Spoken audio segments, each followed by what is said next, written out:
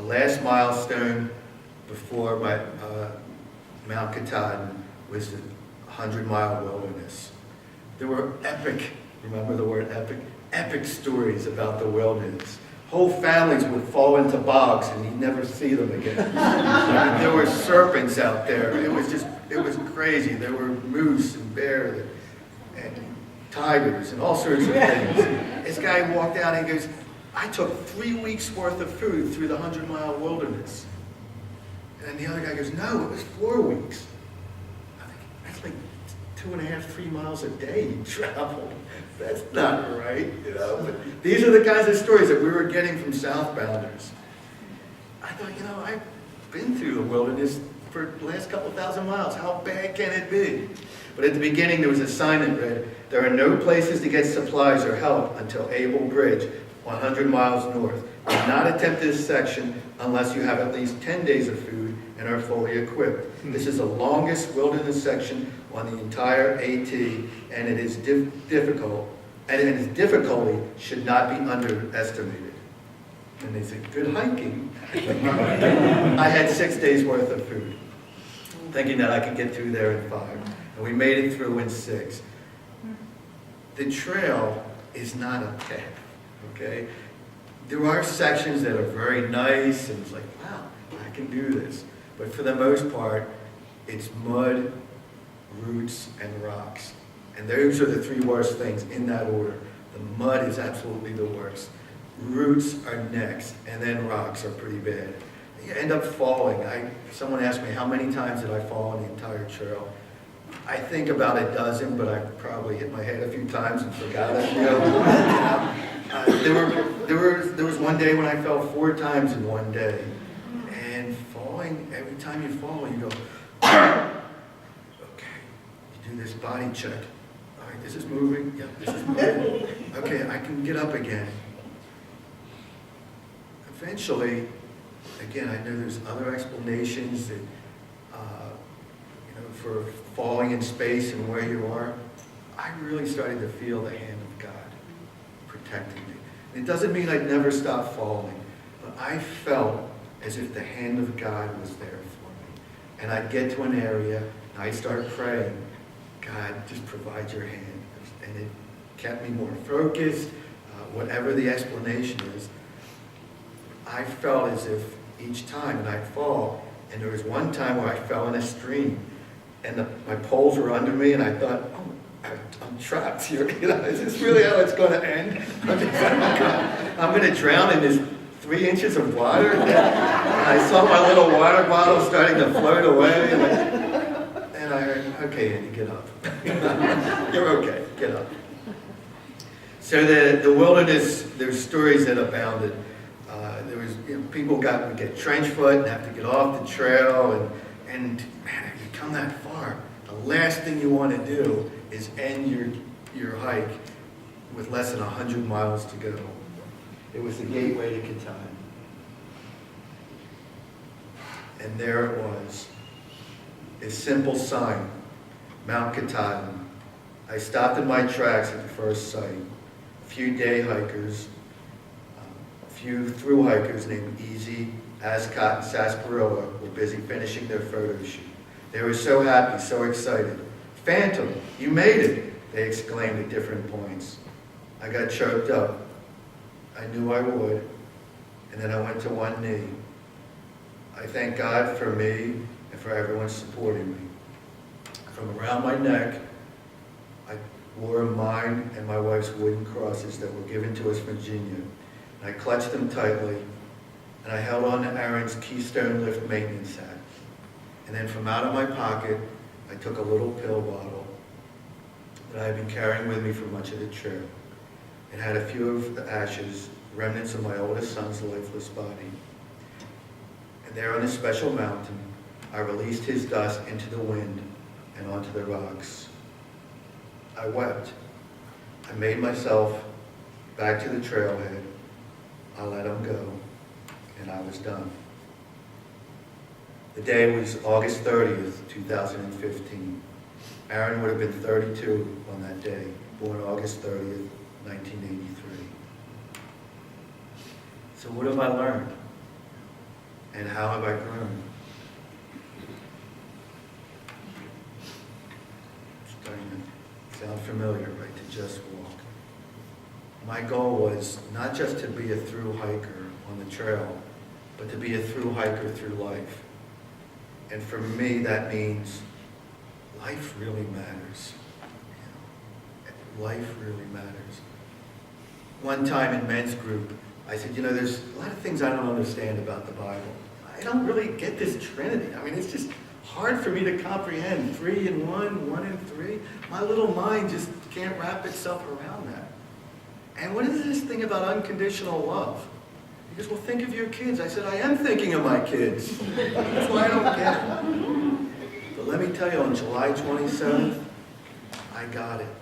And I realized at that point, grades, I probably shouldn't be telling you this, guys, right? Grades, getting in trouble, even table manners, nothing else mattered at that point. Life mattered. Life mattered, and I wanted him back. I learned that God is in my club. God is in your club. And he has a plan. These rocks and these trees that grow around things, and these people that help you. Trail angels out of nowhere. I lost my glasses. I walked and I reached down and went, oh my goodness, I lost my glasses. And the guy said, there's a pair of glasses sitting right here. Okay. So I picked these up and oh no, they're prescription. They're the right prescription. Okay. The next day I walked along, I saw a pair of sunglasses laying on the trail. Hikers don't wear sunglasses. I took them, I hiked up to the top. The guy said, hey, did you find a pair of sunglasses? I said, yeah, here. He goes, oh, that's great. They're my prescription sunglasses. It's just amazing how God has a plan that he uses us on a daily basis. I wanted to grow closer to my fellow humans. I'm really good at judgment. I'm really good. I started reading the New Testament. My goal was to read the New Testament from beginning to end by the time I got done. It's not a difficult thing to do in 5 months, right? But that was my goal. What I kept hearing over and over from Jesus, from Paul, and even to Revelation, practice grace. Grace is more important than judgment. And so with that, I got to Revelation at the end, the night before I was finishing up. Now, let me explain Revelation to you. It sounds like a complicated book, but let me give it to you real short.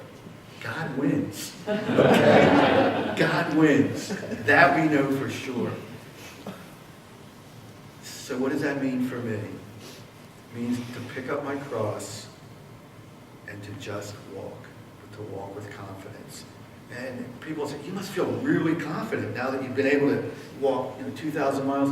I'm not any more confident in my ability. I am more confident, though, that God has a plan for my life. It's going to be all right. After the trail, I had no idea how I'm getting home. I stuck out my thumb. This guy turned his car around and picked me up. He had shock red hair. He had tattoos on his arms and his legs. He was driving his old beat-up car. The light was flat, or actually a girl was driving, he was sitting next to her. The warning light was flashing on and off. The headrests are sitting there next to me. He rides me down the road, he goes, where are you going? I said, well, I need to go to, I forget the name of the town now. I need to go to this town, but eventually I have to get to Bangor to fly home. And so we're talking about it, like, well, we're going to take you to Bangor. What? That's 2 hours away. That's all right, no problem. I said, well, let me buy gas. No. He goes, oh, that's way too much gas. So we're riding down the road. I tell him my 10-pole story. Because I told Lori about spreading Aaron's ashes. He said, yeah, I overheard that. Well, you know what? I'm an ordained minister. And God told me to turn my car around to pick you up today. Normally, I would not have given this guy the time of day. And still, you can read all kinds of things into that. But you know what? Why not just take him at face value? Take him for what, and know that God used that guy and that gal to take care of me that day. So that's where I have the confidence in now. And I think we're going to be okay. So with that, I'm going to end, and I'm going to open it up for questions. Also, you can come up and look at the gear, look at my 10 poles, and don't steal them. How I would make water every day, which is my least favorite activity, and we'll go from there. So, any questions? Now, you had a question, man. Yes? Were you alone for what part of the trail were you alone? Was I alone? I expected to be alone a lot. I saw people every day.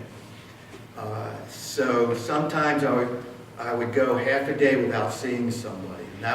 But the trail was fairly busy. So there were over 50 or 60 people that started just on the day that I started. And that was happening on a regular basis. We all spread out. So at night, people would congregate at shelters and sleep in shelters. One night, there were 30 people in a shelter that had 18. That was supposed to have 18. But I like to stay in a tent because I snore loud. And so people would kind of nudge me in the middle of the night. So I would try to tent by myself. However, yeah, so it's, you're never completely alone. Yes? How many people complete the trail? You start in Georgia. This year, I'm not sure. There were several thousand that started last year and less than 1,000 finished. So it's one in 4. They say will finish. I think it's really less than that who do an honest through hike. So it's about 20 to 25% of the people who finish. This year, it may be over 1,000 people that finish. Were most people hiking alone? Most people start off by themselves and then they find somebody to hike with them, but you generally don't stay with that person because they have a goal, you have a different goal, you want to stay in a town or your resupply doesn't match up, or then you have a breakup and that's kind of awkward too. Oh, it's you. So, how you doing? Nice. Again, it's a little like high school. Would you do it again? No. I would encourage might even be a strong word. I would support anyone to do it because it clearly was a worthwhile endeavor for me. I was on a pilgrimage. When I first decided to do this, it wasn't because Aaron died. It was before Aaron died and I had talked to him about doing it. But then after he died, like, I'm no good to anybody else. And Lori was more than happy to get me out of the house. It isn't true, but she's very gracious about letting me go. When you restock, what's your pathway? I have weight in it now, so you can test it out, but it's generally 32 pounds. From the day I started to about the day I ended, I stayed at 32 pounds. My water was 2 liters, so that was about 4 pounds. My food was about 12 pounds, and then everything else that you see on the table here made up the rest of the weight. So total was about 32, which was just a little bit below average. Average is probably about 35. Some guys like to carry 45 pounds, and they're like the real men, real stupid. For the first couple, say 10 or 15 or 20 miles of the trail, do you see a lot of discarded things? Yeah, not actually on the trail, but the one shot I had at the beginning was a shot of where you walk through this tunnel, and there actually is an outfitter right there, and you can go in, lay out your stuff, and they do a shakedown for you. They say, you don't need this, you don't need that. So I did that, and they actually sold me stuff. Were there any human forms laying there? Yeah, there were a lot of shoes. They have all these shoes up on the ropes, where people threw up their old hiking shoes. I was going to ask you, how did you take care of your feet? How did you keep them? Duct tape.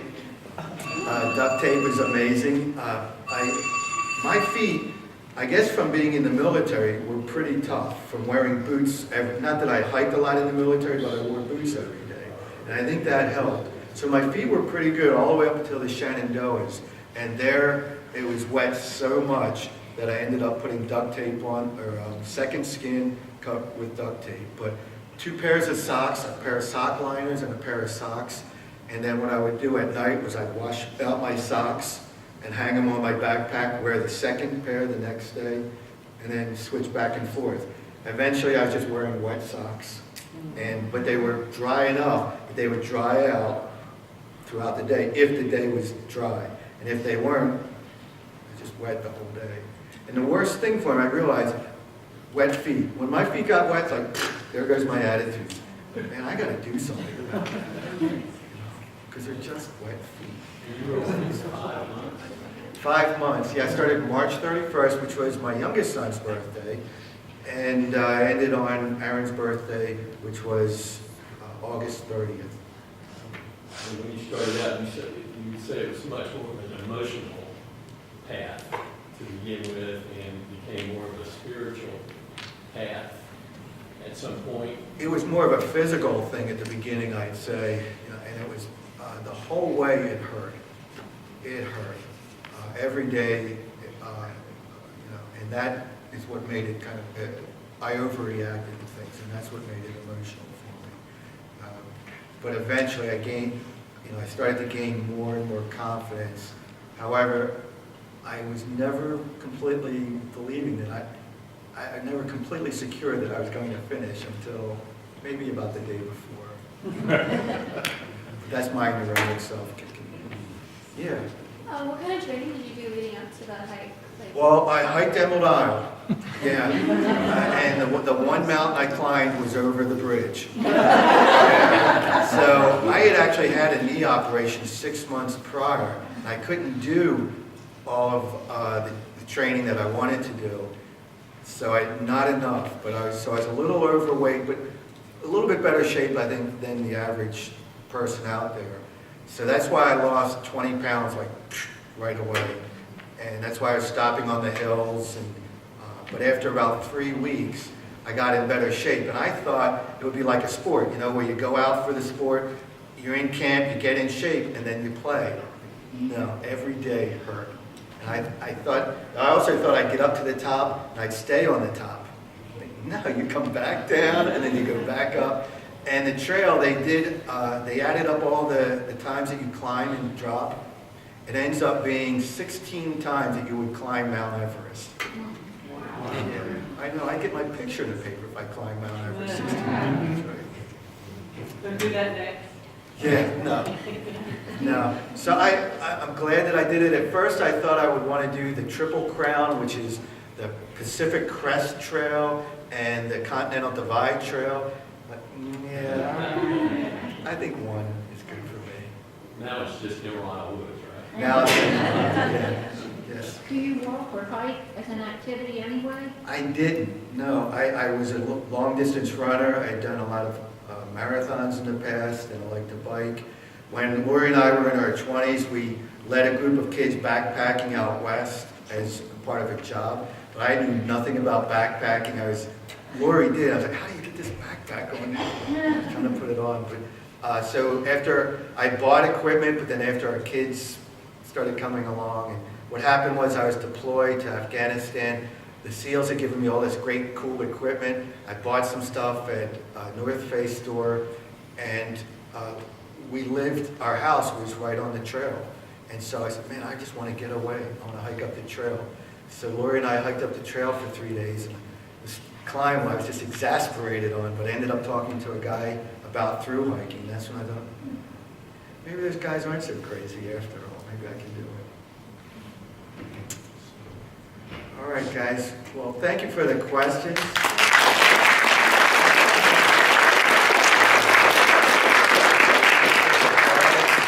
But especially, thank you for your support, because you have no idea. I am not being falsely humble. I can't do that. I really am so grateful that finishing this is not simply a point of pride for me, but it's a point of humility, knowing that I had all that support, because I was like, how could I write in my last entry, I quit, How could I look at my grandson and look at, Petey, you quit? You know, I couldn't do that. So thank you guys very much. Feel free to come up and take a look at